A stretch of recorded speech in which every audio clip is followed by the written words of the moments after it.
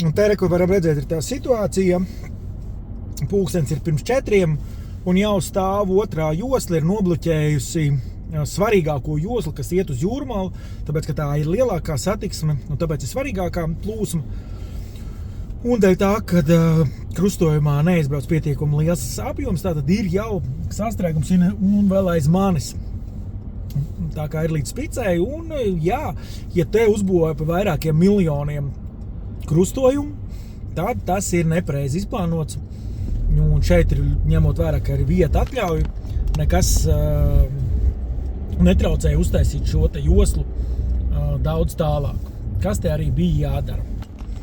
Bet, kāds izdomā turēšos. Un tā bīstamā situācija, kāds pārdomā un no turienes pa labi rauj, tā otrās joslas, respektīvi rauj pa labi, lai uz Jūrmalu tikt. Un uz Jūrmalu jau iet citas plūsmas ātrums. Tā kā tas tāds mīnusiņš, un kā man viens pareizi rakstīja komentāros, tas tāpēc, kad ir ciet Toņkalnā tā pārbaukta, un tāpēc Mārupē šiteni jābrauc. Bet savukārt šīs aplis te varēja būt, es pat teiktu, arī padomāts par caurlaidību, bet aplis un ideja, kā tas viss ir uztaisīts, ir pareizi, un te ir ļoti labi aizbraukt uz Jūrmalu.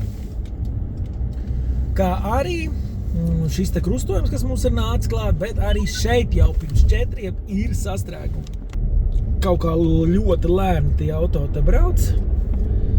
Nu, tad nākās pastāvēt gan uz šo sarkano gaismu, gan tālāk pa labi, kas ir uz Ulmeņgatavu.